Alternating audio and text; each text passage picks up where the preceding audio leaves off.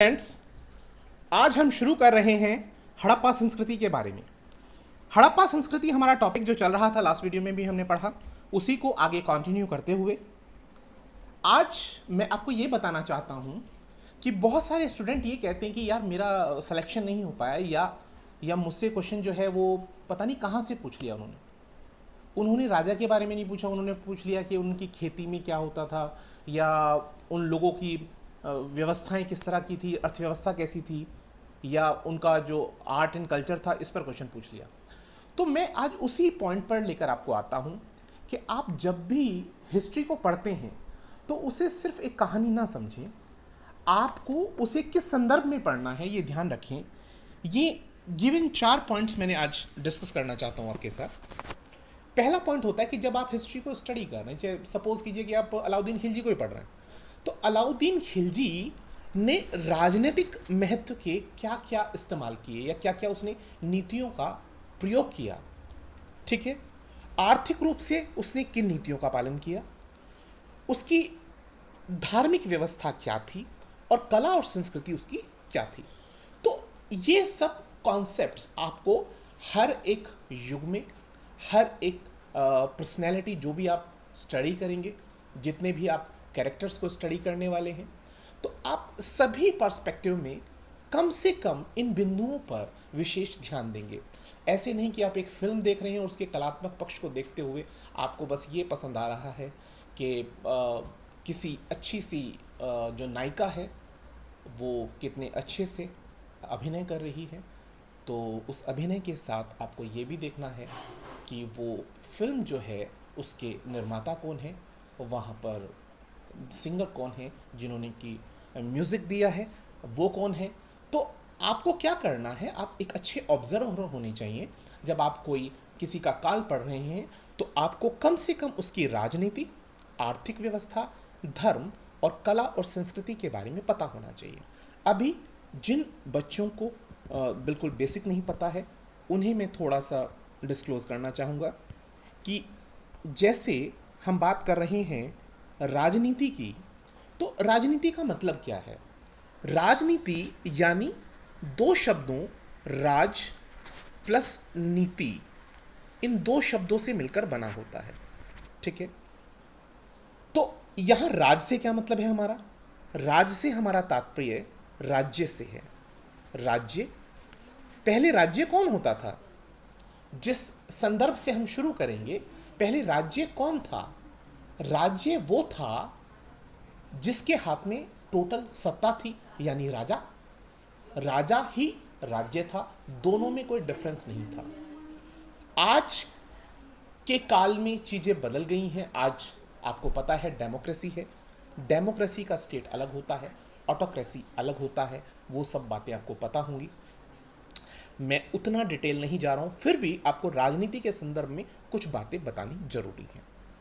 राजनीति वास्तव में, राजनीति जो संदर्भित करती है वो ये करती है कि जिस काल या जिस समय की बात हो रही है, उस वक्त जो भी राज्य है या जो भी राजा है, वो किसी गिवन बाउंड्री में जहाँ पर उसका राज है, वहाँ पर रहने वाली प्रजा यानी जो सब्जेक्ट है, वहाँ की जो भी सब्जेक्ट है, उसको वो कंट्रोल कर सके, नियंत्रित कर सके, क्या रख सके, उसको कंट्रोल रख सके। और दूसरी बात, अगर मैं उसे आधुनिक अर्थों में बात करूं, अगर आधुनिक अर्थों में मैं बात करूं, तो आधुनिक अर्थों में हम लोग बात करते हैं कल्याणकारी राज्य की स्थापना।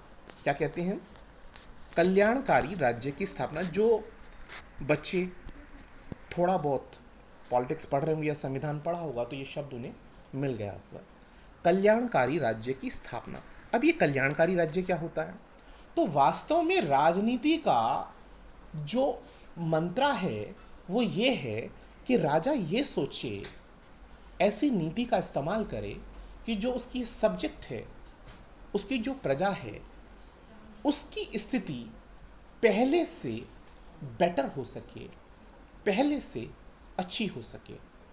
तो ऐसा कब संभव हो सकता है, ऐसा कब संभव हो सकता है, जब राजा ऐसा सोचे। लेकिन आप जानते हैं कि पहले हम कबीलाई बातें करेंगे, धीरे धीरे राजा बनेगा, राजा के बाद आप डेमोक्रेसी तक पहुँचें, एक लंबी कहानी है। तो मैंने आपको सिर्फ राजनीति के विषय में थोड़ा बहुत बताया, मैं बहुत डिटेल नहीं जा रहा हूँ, मुझसे अच्छे जानकार बैठे होंगे। तो हम आगे जाते हैं। अब बात आती है अर्थ की। अब अर्थ से क्या मतलब है, या अर्थशास्त्र क्या होता है? भाई अर्थ का मतलब हम लंबे समय से सुनते आ रहे हैं कि अर्थ का मतलब होता है धन। अर्थ का क्या मतलब होता है? धन, यानी मनी। और शास्त्र सबको पता है, शास्त्र मतलब अध्ययन। शास्त्र का मतलब होता है अध्ययन, ठीक है? शास्त्र का मतलब अध्ययन होता है। तो इसका मतलब यह हुआ धन का अध्ययन। अब धन के अध्ययन से आप क्या समझ रहे हैं?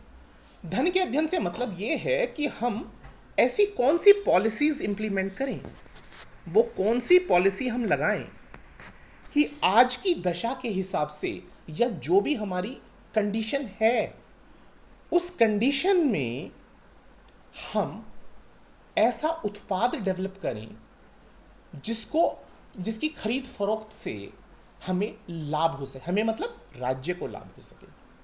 तो मुख्य रूप से राजा या राज्य, या आज के संदर्भ में भी तीन बातें इकोनॉमिक्स के पॉइंट ऑफ व्यू से इंपॉर्टेंट होती हैं। क्या होती हैं वो? पहली बात कि उत्पादन क्या किया जाए। पहली बात क्या होनी चाहिए कि हम क्या चीज का उत्पादन करें। दूसरी बात क्या होनी चाहिए? उत्पादन तो हम कर रहे हैं, लेकिन अगर उत्पादन ज्यादा हो गया तो उस उत्पादन का करेंगे क्या? आपने डिमांड और सप्लाई पढ़ी होगी, सॉरी। तो अब अगर आपने उत्पादन कर दिया, यानी प्रोडक्शन आपका हो गया है, तो प्रोडक्शन हो कितना? क्योंकि ज़्यादा प्रोडक्शन हो जाएगा तो आप समझ सकते हैं, जो किसान भाई हैं वो समझते होंगे कि जैसे वो किसी फसल को ज़्यादा मात्रा में उगा लें और उतनी स्टेट को रिक्वायरमेंट नहीं है, तो आपने देखा होगा कि हमारी जो लागत है वो भी हमें वापस नहीं मिलती। और यही कारण है कि हम, क्योंकि साइंटिफिकली इस चीज़ को नहीं करते, हम देखा देखी करते हैं। बस हमने सुना कि पड़ोसी जो है उसे बड़ा लाभ हुआ था शुगर केन मतलब ईख को उगाने से, तो हम भी उगाने लगते हैं। हमारे पास कोई प्लान नहीं है, और बस एक दूसरे को देखा और वही चीज़ प्रोडक्शन हमने शुरू कर दिया।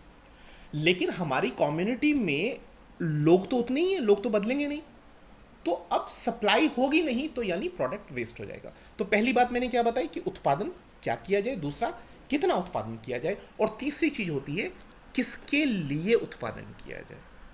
मतलब आपके टारगेट कौन लोग हैं, किसके लिए उत्पादन किया जाए, आपका टारगेट कौन है। तो ये तीनों बातें जो सोच करके अपनी पॉलिसी को इंप्लीमेंट करता है, यानी अर्थशास्त्र का प्रॉपर इस्तेमाल करता है, जो भी स्टेट, जो भी राजा, उसके लिए चीज़ें आसान होती हैं, और उसे ही फिर भविष्य में हम लोग पढ़ते हैं और कहते हैं कि वो राजा महान था या अच्छा था। अगली बात आती है धर्म। धर्म बहुत सेंसिटिव है और आज के संदर्भ में बहुत ज़्यादा, तो मैं उसे शॉर्ट नोट से बताना चाहूँगा। धर्म मतलब आस्था। और थोड़ा सा और आगे बढ़ूं तो धर्म का मतलब होता है कि धारण करने योग्य। धर्म का मतलब क्या होता है? धारण करने योग्य, यानी ऐसा विचार, ऐसे कृत्य या ऐसे कर्तव्य, उनको अपने मन में धारण करना या उन चीज़ों को पूजना जिन्हें हम समझते हैं या जिनसे हमें संतुष्टि प्राप्त होती है। तो ये आस्था का विषय है, इसको और संदर्भित करना मुझे नहीं लगता ठीक रहेगा। ये वीडियो जो है वो हम बिल्कुल आगे बढ़ाते हैं। अगला पॉइंट हमारा आता है कला और संस्कृति। कला और संस्कृति क्यों इम्पॉर्टेंट है आपके लिए? तो इन शॉर्ट बस ये समझना ज़रूरी है कि भई आपके पेपर में आएगा, इसलिए आपके लिए बहुत इम्पॉर्टेंट है। लेकिन अगर मैं इसको प्रीलिम से आगे बढ़ाकर मेंस के बारे में बात करूं या इंटरव्यू के बारे में बात करूं, तो कॉन्सेप्ट्स क्लैरिटी के बिना आप तीनों सोपान पार नहीं करेंगे। फिर हाल वही अभिमन्यु वाला होता है, योद्धा होने के बावजूद भी पूर्ण ज्ञान न होने के कारण हम लोग फर्स्ट, सेकंड या थर्ड डोर को पार नहीं कर पाते और इसीलिए ये प्रक्रिया पूरी नहीं हो पाती।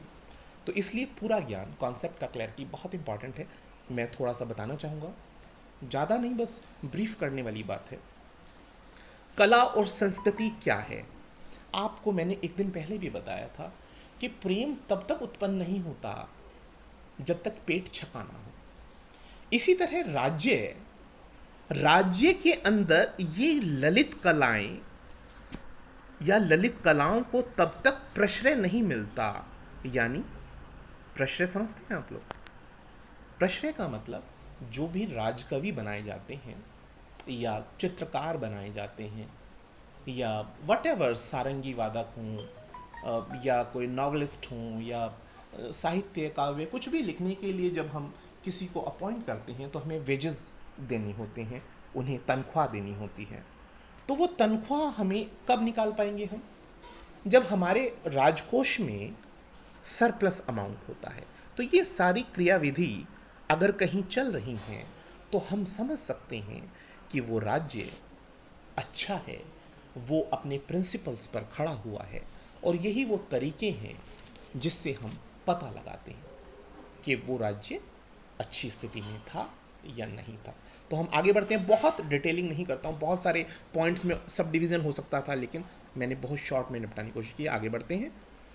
अगला पॉइंट आता है, अब हम हड़प्पा संस्कृति पर बात करते हैं। उसके अलग अलग जो साइट्स मिले हैं जो बहुत महत्वपूर्ण हैं।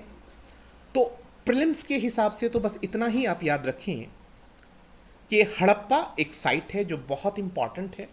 हड़प्पा संस्कृति का एक स्थल है जो रावी नदी के तट पर है और पाकिस्तान में पड़ता है। आज का जो पाकिस्तान है वो पहले भारत का हिस्सा था, लेकिन क्योंकि अब चीज़ें बदल गई हैं तो आपको याद रखना है कि आज जो पाकिस्तान है उस पाकिस्तान में एक प्रांत पड़ता है पंजाब, और उस पंजाब के भी मोंटगोमरी जिले में रावी नदी के तट पर ये हड़प्पा स्थित है। और इसका श्रेय, इसे ढूंढने का श्रेय जो दिया जाता है दयाराम साहनी को दिया जाता है। ठीक है, जब भी आपसे आयोग ये पूछता है किसने उसकी खोज की या किसने उस पर वर्कआउट किया तो आप सिर्फ दयाराम साहनी कहें।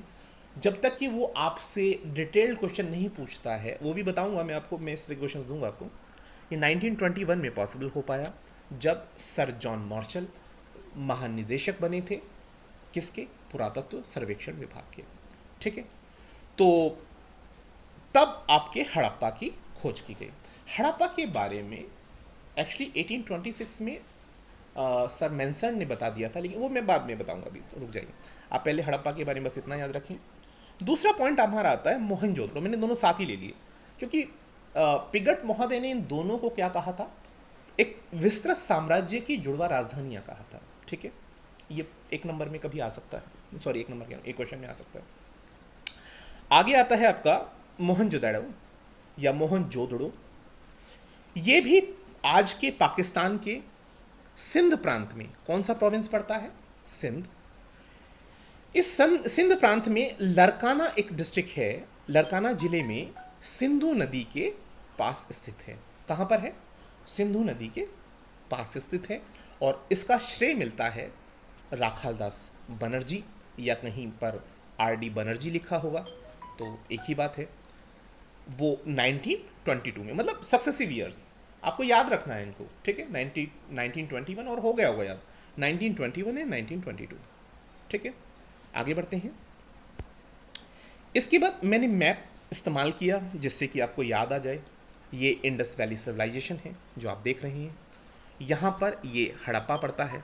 ठीक है, और ये नदी आप जो देख रहे हैं, ये देखिए रावी लिखा हुआ है ऊपर। ये रावी नदी के इस तट पर, अब आप सोचेंगे कि वो लिखा रहता है कहीं कहीं पर कि दाएं तट पर है कि बाएं तट पर है, तो आप रिवर जिधर से आ रही है, रिवर कहाँ से आ रही है? रिवर आ रही है इस तरफ से। ठीक है, तो जिधर से रिवर आ रही है उस तरफ खुद खड़े हो जाइए और सोचिए अपने आप को कि आप वहाँ खड़े हैं।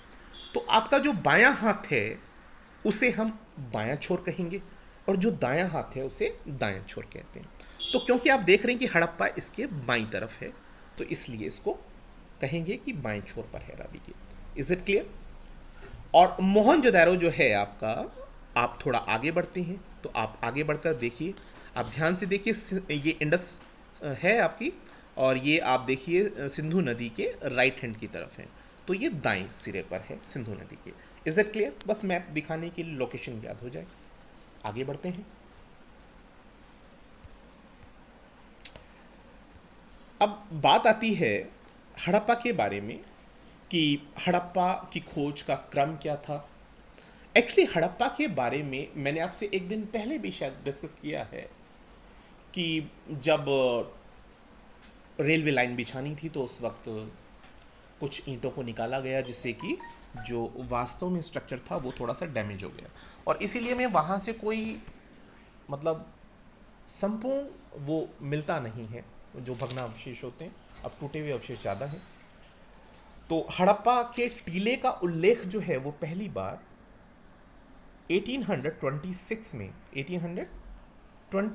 में चार्ल्स मैंसन ने किया था। किसने किया था? चार्ल्स मैंसन ने किया, ठीक है, 1826 पहली बार।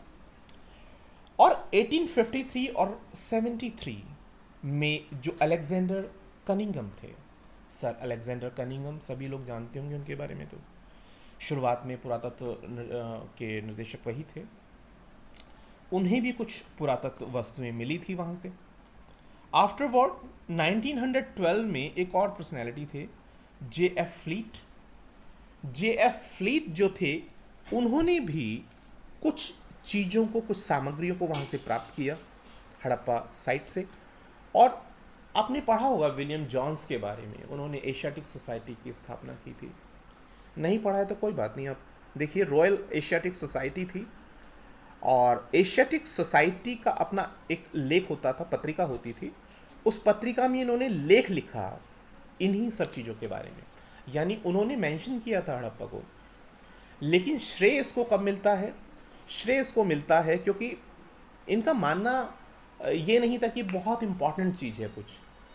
उन्हें लगा कि बस ऐसी एक टीला है और कुछ दो चार चीज़ें मिल गई, और प्रथम दृष्टया सबको लगता भी ऐसा ही है। मैं या आप होते तो भी शायद यही सोचते, क्योंकि जब हमें लगातार एक बड़े क्षेत्र में सेम चीज़ें मिली, तब हमने उस चीज़ को सीरियसली लेना शुरू किया।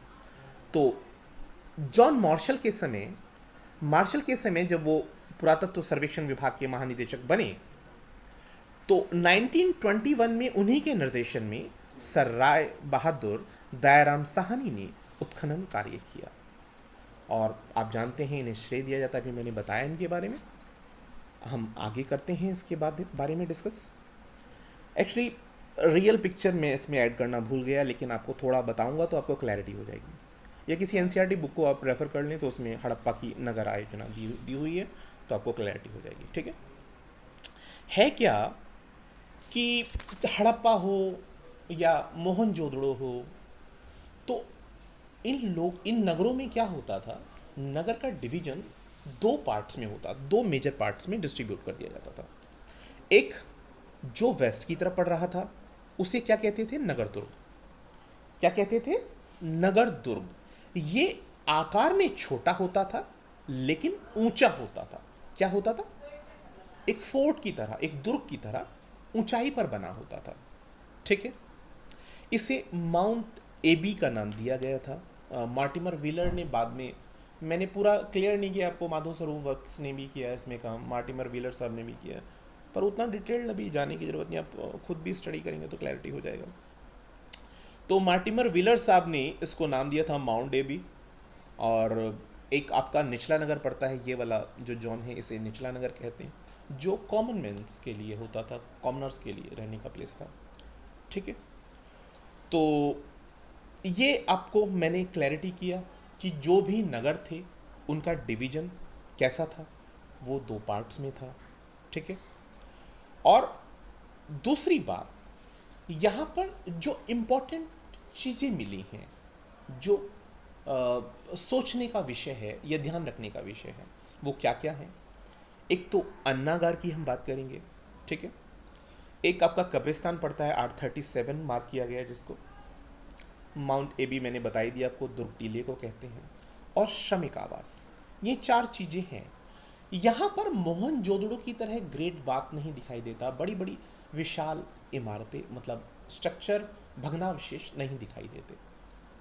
तो ये इम्पॉर्टेंट साइट है, लेकिन मोहनजोदड़ो और ज़्यादा विकसित और ज़्यादा समृद्ध था इन कंपैरिजन टू हड़प्पा। तो अभी आप इसमें थोड़ा सा मुझे बताने की ज़रूरत है कि किसकी लोकेशन क्या थी, जिससे आपको क्लैरिटी रहे। एक्चुअली नॉर्थ टू साउथ ये लेंथ ज़्यादा थी और ये लेंथ आपकी कम पड़ती थी, ठीक है।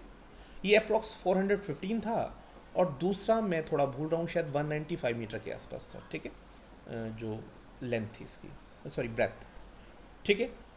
और ये पूरा का पूरा फोर्टिफिकेशन था, मतलब चार दीवारी थी इसकी चारों तरफ से, ठीक है।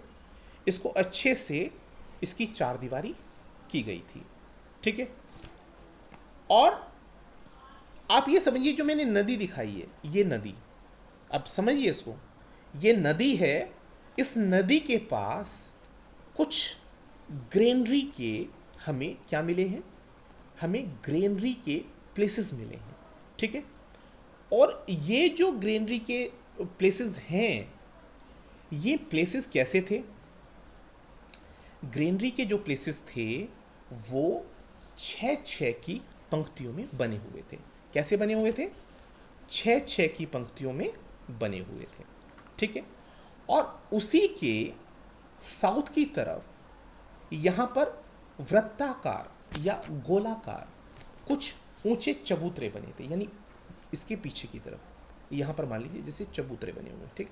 और उन चबूतरों के बीच में एक गड्ढा था, एक छोटा गड्ढा या बड़ा गड्ढा, सॉरी बड़ा गड्ढा था शायद, और उसमें हमें कुछ सामग्री मिली। उस सामग्री में क्या क्या चीज़ें थी? उस सामग्री में हमें जौ के दाने मिले। किसके दाने मिले हैं? जौ के दाने मिले, जले हुए गेहूं के अवशेष, जले हुए गेहूं के अवशेष और कुछ भूसी, ये चीज़ें प्राप्त हुई। यानी इससे हमें क्लैरिटी रहा कि ये जो चबूतरे थे गोल आकार में, तो ये चबूतरे क्या काम आते होंगे? जो आपका क्रॉप थी उसको दाबने के काम में आते हैं, ठीक है। तो ये क्लैरिटी हो जाती है। ओखली यहाँ पर पाई गई जिससे उसे कूटा जाता होगा। अब हमने आपको बताया कि सबसे ऊपर नदी जो है, नदी के पास में क्या है? ग्रेनरी है, यानी कि अन्नागार है। अन्नागार के पीछे आपको चबूतरे दिखाई देते हैं गोलाकार, और उसके बीच में ओखली नुमा एक गड्ढा है जहाँ पर अनाज को कूटा जाता होगा। और उसके पीछे की तरफ आप और पीछे आएंगे तो यहाँ तकरीबन मान लीजिए, तो यहाँ पीछे की तरफ आप देखेंगे कि यहाँ पर आपको क्या मिला है? यहाँ पर आपको श्रमिक आवास मिले हैं। क्या मिले? श्रमिक आवास मिले हैं 2 पंक्तियों में। ऊपर की पंक्ति जो है उसमें 7 बने हुए हैं श्रमिक आवास, और दक्षिण की तरफ 8 आवास बने हुए हैं, ठीक है। तो ये आवास क्योंकि निम्न स्तरीय हैं, इसमें कोई फैसिलिटीज़ नहीं है। यहाँ तक कि जैसे हम मोहनजोदाड़ो में देखते हैं कि वहाँ पर कमरे के साथ एक कुएं के साक्ष्य मिले, तो ऐसा भी व्यवस्था यहाँ देखने को नहीं मिली। मतलब जो बिल्कुल बेसिक सी चीज़ें हैं वो अवेलेबल हैं। तो यानी हमने अंदाज़ा लगाया कि शायद ये श्रमिक आवास होंगे, ठीक है। तो ये बातें क्लियर हुई। और एक यहाँ पर कब्रिस्तान पाया जाता है R37 के नाम से। तो मोटी मोटी बात मैंने आपको बता दी, ठीक है। और डिटेल्ड आप पढ़ेंगे तो आपको मज़ा आएगा। जब आप पढ़कर देखेंगे तो आप देखेंगे कि आप सब चीज़ें पहले से जानते हैं और आपका रिवीजन हो जाएगा, ठीक है। तो मैं उम्मीद कर रहा हूँ कि आपको ये वीडियो अच्छा लगा होगा और मैं आपके लिए और बेहतर और बढ़िया वीडियो बना सकूं, उसके लिए आपके मोटिवेशन की ज़रूरत है। तो प्लीज़ अगर आपको अच्छा लगे तो आप इसे लाइक करें, सब्सक्राइब करें और कमेंट करें। And thanks a lot for watching this video. Thank you. Have a good night.